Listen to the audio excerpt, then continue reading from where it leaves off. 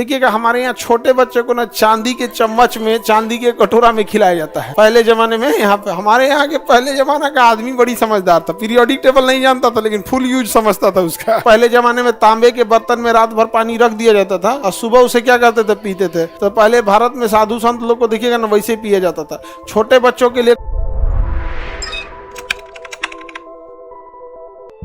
Copper क्या कहेंगे, तांबा का। तो कॉपर शरीर में रहना चाहिए। आजकल पानी भी आ गया है कॉपर का, नहीं तो पहले जमाने में तांबे के बर्तन में रात भर पानी रख दिया जाता था और सुबह उसे क्या करते थे, पीते थे। तो पहले भारत में साधु संत लोग को देखिएगा ना वैसे पिया जाता था। छोटे बच्चों के लिए कॉपर अच्छा नहीं होता है, बल्कि क्या अच्छा होता है, सिल्वर। तो छोटे बच्चों के शरीर में कॉपर ठीक है या सिल्वर? और हम लोग के लिए कॉपर। तो हम लोग को किस बर्तन में पानी पीना चाहिए? कॉपर। हाँ, कॉपर के। चांदी बोलती है छोट लड़की है तुम। छोटा लड़का सबको किसमें? छोटे बच्चों के लिए सिल्वर। छोट लोगों के लिए क्या जरूरी है? सिल्वर। और हम लोग के लिए हाँ, कॉपर। हम लोग के लिए क्या जरूरी है? ये क्या हो गया, समझ में आ रहा है कि नहीं आ रहा? कॉपर सिल्वर समझ में आ गया। देखिएगा हमारे यहाँ छोटे बच्चों को ना चांदी के चम्मच में, चांदी के कटोरा में खिलाया जाता है। पहले जमाने में यहाँ पे हमारे यहाँ के पहले जमाना का आदमी बड़ी समझदार था, पीरियोडिक टेबल नहीं जानता था लेकिन फुल यूज समझता था उसका। तो साधु वगैरह लोग को देखिएगा, पंडित लोग कॉपर का बर्तन, तांबा का क्या रखते हैं बर्तन। अभी भी देखिए ना, जो जल चढ़ाने वाला बर्तन होता है किस चीज का होता है? तांबा का होता है। लेके आदमी सूरज भगवान को जल चढ़ा। तुम लोग पूजा पाठ करता है? कैल्शियम की कमी से रिकेट्स हो जाएगा। सब्जी उब्जी में भी कैल्शियम की कमी रहेगी तो मुड़ने लगेगा, वहाँ पे सिकुड़ जाएगा, यहाँ पे छोटा होने लगेगा यहाँ पे। तो खेतों में भी किस चीज की जरूरत होती है? कैल्शियम। कैल्शियम की जरूरत होती है। समझ में आ रहा है कि नहीं? क्या कैल्शियम? कैल्शियम की पूर्ति के लिए हम क्या करते हैं? चूना का प्रयोग करते हैं, कैल्शियम ऑक्साइड, CaO। किसका प्रयोग करेंगे? CaO। ये चूना का प्रयोग किया जाता है। लेकिन हम डायरेक्ट चूना छिड़क सकते हैं? नहीं, तो इसको पानी में घोल देंगे। पानी में घोलेंगे तो कैल्शियम ऑक्साइड की जगह कैल्शियम हाइड्रोक्साइड देगा, CaOH का होल ट्वाइस हो जाएगा। अब मतलब इसमें पानी डाल दिया, इसमें पानी नहीं डाले तो आप कैल्शियम की पूर्ति कर सकते हैं। अगर जानवरों में, दुधारू जानवरों में कैल्शियम की कमी होगी तो वो दूध नहीं देगी। वो दूध नहीं देगी, उसे बुखार आना चालू हो जाएगा। और जब कोई गाय भैंस बच्चे को जन्म देती है तो उतना बड़ा शरीर होता है, उसमें से कैल्शियम बहुत निकल चुका होता है और लोग जबरदस्ती उसको दूध निकालते हैं। उसे कैल्शियम के लिए कोई पूछने वाला नहीं है। कैल्शियम की पूर्ति बहुत ज़्यादा ज़रूरी है। तो जानवरों के कैल्शियम की पूर्ति के लिए जिस नाद में वो खाना खाते हैं ना, ये वाला चूना को पानी से घोलिए, क्या हो जाएगा? कैल्शियम हाइड्रोक्साइड, और उसको गाढ़ा हो जाएगा तो उनका नाद को इसे लेप दीजिए। क्या कर दिए? रात में लेप दीजिए। मोटा नहीं लेपिए, एकदम पतला लेप दीजिए, वहाँ पर उनकी चूना की पूर्ति हो जाएगी।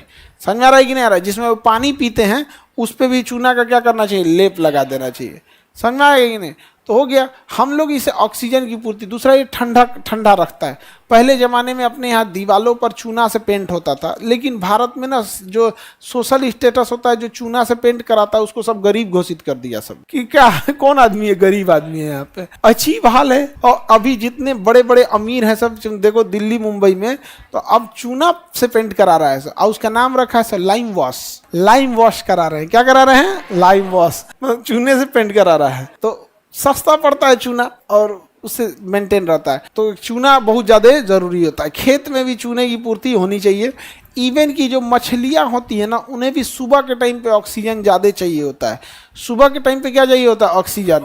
तो सुबह 10 बजे तक लोग चूने का पाउडर बना के तालाब के ऊपर छिड़क दीजिएगा ना, तो ये रिएक्शन करके क्या कर देते हैं? ऑक्सीजन। या तो आप एरीटर चला दीजिए, उसमें बुलबुला बनाने के लिए एक मशीन होता है जो उसमें पानी में से फेंकते रहेगा। नहीं तो उसमें बतख छोड़ दीजिए, शाकाहारी बतख। मांसाहारी छोड़ दे, कुल मछली खा जाएगा। ऑक्सीजन दे रहे हैं ना, तो कहेगा कि ले आओ, तूने सब खा जाते हैं यहाँ।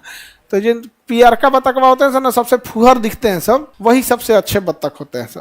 हाई गोरका कोनो काम के नहीं होते हैं सर। ये बहुत खचरा होता है सर यहाँ पे। समझ में आ गया कि नहीं आ गया? आज जो पुलिस डिपार्टमेंट का बतखवा होता है सर ना, खाकी वर्दी वाला, पियर रहता है सब, फुहर टाइप का एकदम रहेगा सब, वही सब अच्छा होता है। तो चूना वगैरह जरूरत होती है। जानवरों को अगर चूने की यानी कैल्शियम की कमी होगी या फिर नमक की कमी हो जाएगी तो बेचारे बीमार पड़ने लगेंगे सर। तो हम लोग उन सबको नमक नहीं देते हैं। लोग जानवर के खाने का नमक आता है, नमक का एक ईंटा आता है इतना बड़का, जानवर के पास रख दिया करो। जिसके यहाँ गाय भैंस है ना, तो इतना बड़ा नमक आता है, बहुत मोटा आता है, वहाँ रख दो यहाँ पे, जहाँ भीगे उगे नहीं। उसको जब जरूरत लगेगा तो चाट लेगा सब। उनको नमक की जरूरत होती है। घड़े से पानी का बाहर आना कैसी का पूरा आ जाता है, थोड़ा थोड़ा आता है। और वह जो बाहर पानी आता है वो सारी अंदर की उष्मा को लेके कहाँ आ जाता है, बाहर। और बाहर क्या हो जाता है, उड़ जाता है। इसलिए घड़े के अंदर का पानी ठंडा रहता है।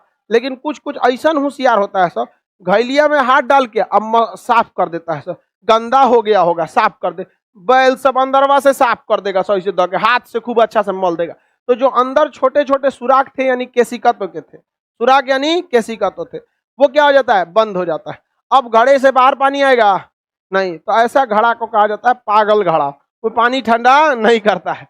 तो कभी भी घड़ा साफ कीजिएगा तो हल्का सा पानी गर्म करके या फिर उसमें साबुन सरफ उरफ घोल के, जो चीज घोलना है उसमें जैसे साफ करना है आपको, उससे क्या कर दीजिएगा, साफ कर दीजिएगा। ज्यादा गंदा हो गया है हार्पिक से साफ कीजिए लेकिन हाथ से नहीं मलिए वहां पर, समझ में आ गया। सरफ डिटर्जेंट गर्म पानी उसमें डाल दीजिए और बस उसको क्या कर दिया जाता है, खंगाल दिया जाता है। बाहर से जितना रगड़ना है रगड़िए, लेकिन अंदर से नहीं, वरना अंदर से अगर रगड़ देंगे तो गड़बड़ हो जाएगा वहां पर। आगे बढ़ जाए।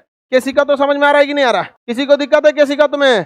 द्रव द्वारा ऊपर चढ़, तो केशिका तो को तोड़ा जा सकता है कि नहीं? जो दिया में बत्ती होती है ऊपर चढ़ने वाली, इसको अगर मसल देंगे हाथ से तो क्या हो जाएगा, टूट जाएगा। घड़ा को अंदर से अगर क्या कर दे, हम साफ कर दे तो क्या हो जाएगा, केशिका तो क्या हो जाएगा, टूट जाएगा। केशिका तो टूट जाएगा। खेत में जब बारिश होता है तो पानी अंदर सोख लेता है, किसके वजह से, केशिका। अच्छा, अगर पानी अंदर सोख लिया है तो पानी बाहर भी आ सकता है, क्योंकि जिस रास्ते से गया है सोखा है वापस भी कर सकता है कि नहीं। अब किसान को पता होता है कि अगर बरसात में पानी हुआ है तो खेत के अंदर क्या जा चुका है, पानी। खेत के अंदर क्या जा चुका है, पानी। समझ में आ गया कि नहीं आ गया?